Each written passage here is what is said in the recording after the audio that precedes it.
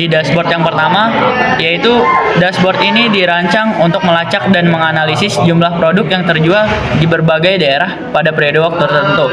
Informasi ini dapat digunakan untuk 1. Mengidentifikasi tren penjualan di setiap daerah berdasarkan bulan atau waktu tertentu. 2. Membantu strategi distribusi produk dengan mengetahui daerah yang memiliki permintaan tinggi atau rendah. 3. Merencanakan pemasaran di wilayah tertentu untuk meningkatkan penjualan di daerah yang kurang performa.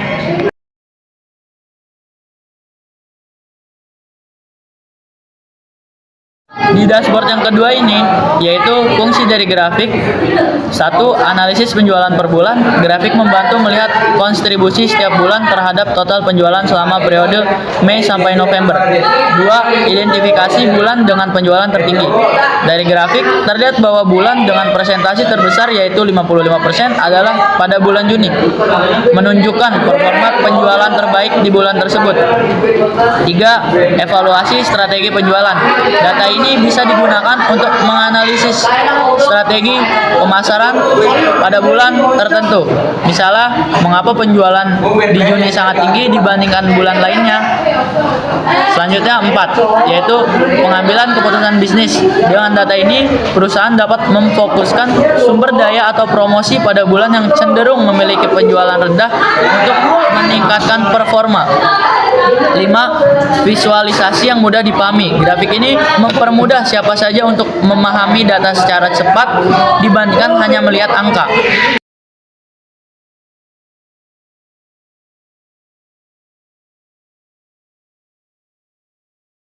Di dashboard yang ketiga, yaitu tujuannya adalah grafik pada gambar tersebut adalah untuk menunjukkan perbandingan jumlah penjualan dari berbagai kategori produk. Kategori produk yang dianalisis meliputi pakaian, makanan ringan, makanan berat, barang elektronik, dan aksesoris. Grafik ini membantu mengidentifikasi kategori produk yang paling laku terjual. Dengan makanan berat tampak memiliki angka penjualan tertinggi dibandingkan kategori lainnya. Data ini bisa digunakan untuk analisis pasar atau pengambilan keputusan bisnis.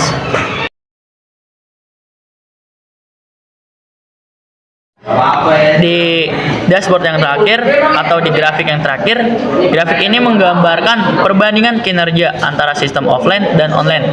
Data menunjukkan jumlah masing-masing, di mana sistem online memiliki nilai total yang sedikit lebih tinggi dibandingkan dengan sistem offline.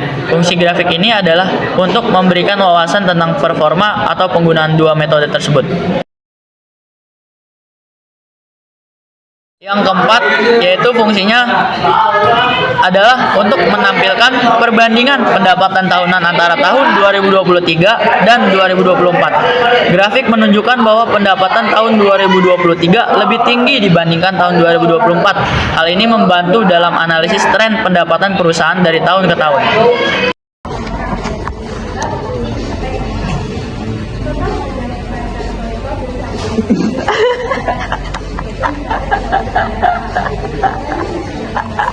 Coba menjadi dia video. Assalamualaikum. Assalamualaikum. Assalamualaikum. Assalamualaikum. Halal. Sini saya akan menjelaskan dashboard.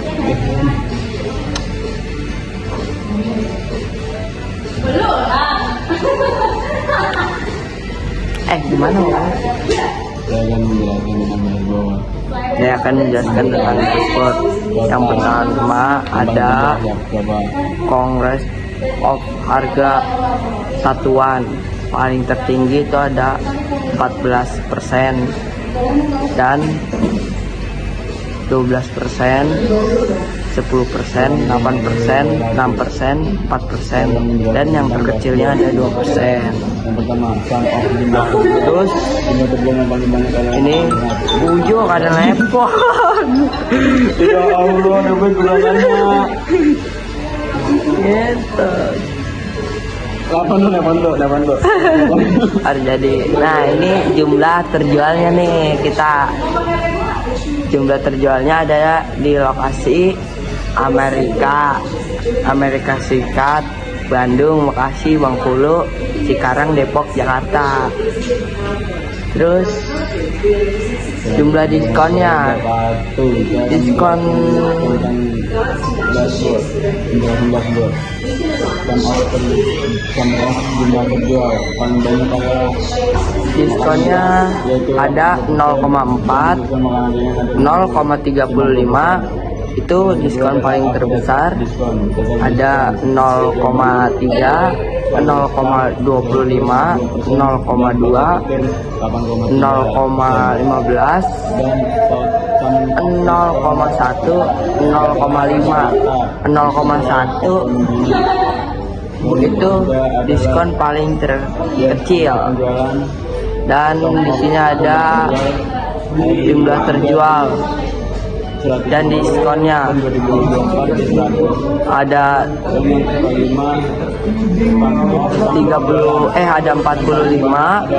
40, 35, 30, 25, 10, 15, 10 sama 5% itu paling terkecil tuh.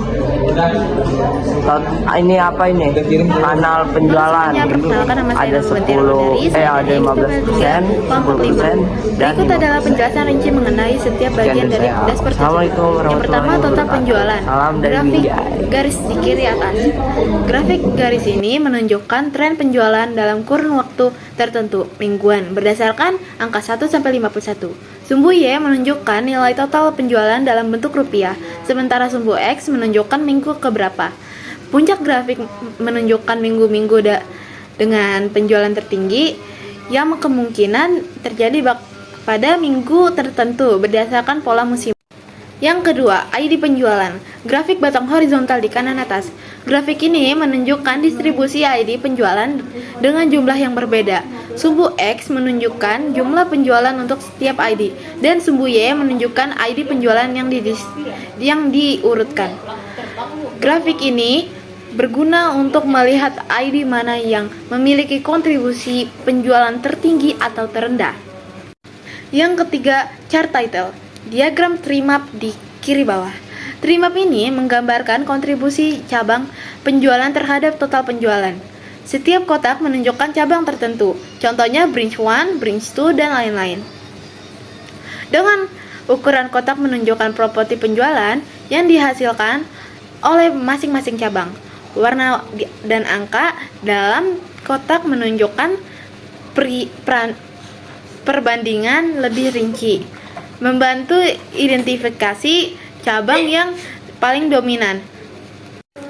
Yang keempat adalah harga satuan, diagram P di tengah kanan.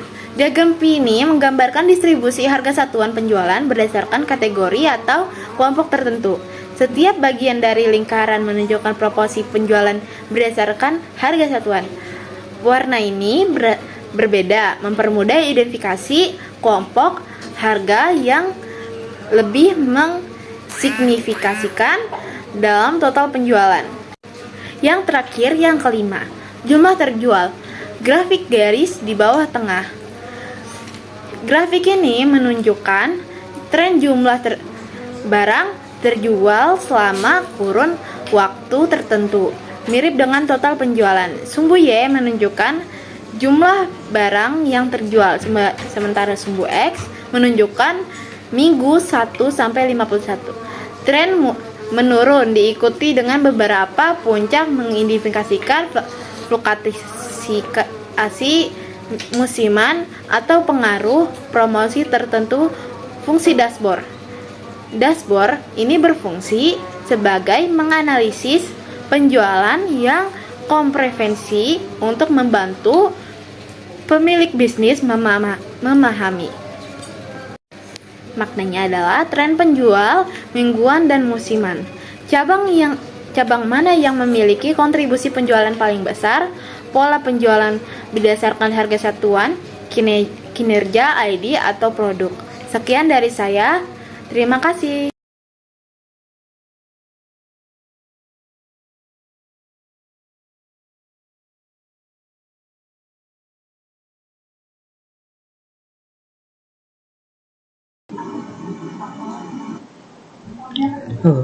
Assalamualaikum warahmatullahi wabarakatuh.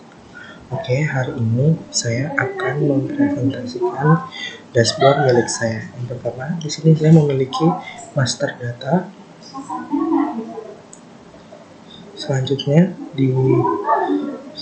selanjutnya saya memiliki data saya sendiri yang saya sudah cleansing. Dan selanjutnya adalah diagram saya. Oke, pertama-tama saya akan menjelaskan diagram yang pertama, yaitu adalah total penjualan selama 2023-2024. Dan di sini yang paling tinggi adalah di bulan Agustus yang hampir mencapai 60 juta. Selanjutnya, di sini adalah count of meter pembayaran. Selama 2024, metode yang paling banyak digunakan adalah menggunakan kartu debit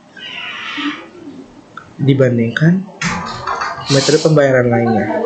Dan selanjutnya adalah banyaknya penjualan pada kota-kota dan negara-negara tertentu.